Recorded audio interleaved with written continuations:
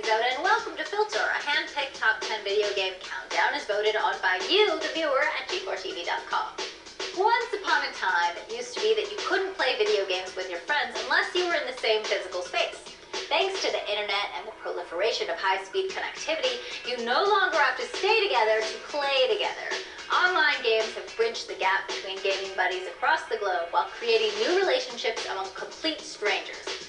Of course, those are only a couple of reasons why you love them so much. Here are a few more.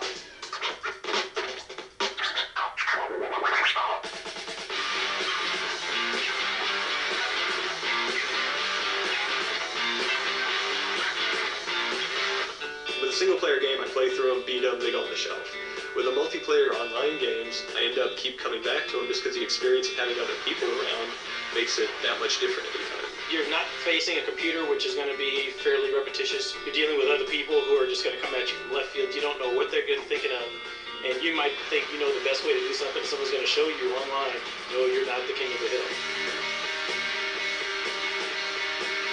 Even if you've got a few friends in your neighborhood and you have people come over every once in a while, that's not as cool as, be able to play games at any time you want with thousands of people across the country or anywhere in the world. By keyboard or voice chat, you kind of create this new community that you didn't have before. You're adding to your friends of gamers in a different way, which is awesome. I got a date from one of the games. I played this person, it was awesome. He claimed it was a girl, but I couldn't believe it. We kept on playing, she kept on beating me sometimes as well. Finally got her to fly down here, went on a date, and it didn't go too well because she didn't look too good. but we had a wonderful time, we're still friends, and we just play, and she kicks my butt once in a while. What I really like about online games is that you just get this feeling when you're taking out all the other bad guys on the screen. I mean, it's definitely different than just shooting a bunch of random AI bots from the computer. It gives you almost a sense of the opportunity to play some of the best in the world. Alright then, it's time to log on and load up on the best of the best. Kicking off today's countdown in 10th place is Madden NFL 2003, the high-wire, thrill-a-minute, gridiron glee giver. The realism is there and the hits are as hard as ever. But by taking the series online, EA has ensured that the real smacks come in the form of long-distance trash talk. Madden is kind of the ultimate online game. It's a good online game in the sense that it's a good game. Good online game because it's always more fun to play those games against somebody else. You can play anyone. You don't have to have someone come to your house to play them. You can play your friend across town or a stranger on the other side of the world. If you win, you actually feel a sense of accomplishment that you were better than that guy. You think better than him. You knew what to do at the right time, and you proved it by winning. It has a lot of elements that most of the other Maddens didn't have. It has a lot of hard-hitting, roster updates for online play. The Madden series has never really produced a bad game, so this one is the best Madden of them all.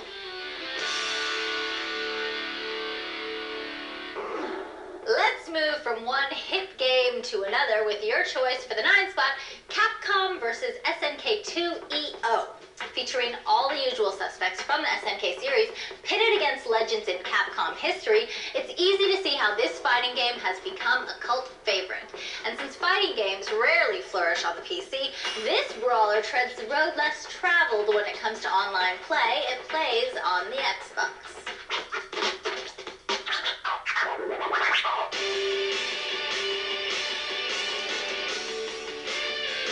Capcom vs. SNK2 is like going back to the arcades in the 80s, complete with feathered hair and that kind of thing. It just, you just beat the guy up across the way. You don't know who the guy is, so you can go ahead and beat him up. That's a series that's born out of the arcade. If you're not playing against another person, it's just not nearly as good.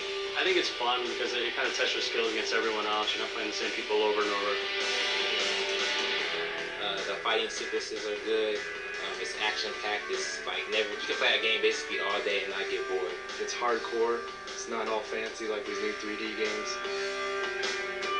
And actually, I played it, and they did a very good job to keep the same kicks, the same everything of both games. So actually, there's nothing being taken away to make them fit together. It's actually, they're individually, and they work together. If you get tired of all that mindless brawling and want to spark up the old brain, then drop your joystick and head for your keyboard, where a more cerebral treat awaits you. Released by Blizzard in 1997, Diablo is famed for introducing millions of PC gamers to multiplayer adventuring and an online economy. That's right, millions! Enough said, Diablo locks up the 8th spot.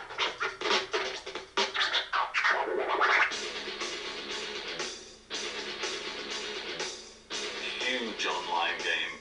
Was first I remember logging on an old 14.4 modem, and with all kinds of lag and everything, but hacking through dungeons of monsters, and it was the first to use online gaming like that. There were so many enemies, and they just seemed to crawl out of everywhere. So many games come out that are easy, and this one really made you work. It was extremely innovative. It had a great, isometric interface, and it had a great, great storyline, while at the same time having a lot of hack and slash, which was fun. I got hooked the first night. I was up till the morning playing the game. I was playing with folks. We teamed up, I guess, and that was pretty cool. It's an awesome game. It's a whole world universe. You just keep on going, finding new treasures, new weapons, and you become a god eventually after playing for so long.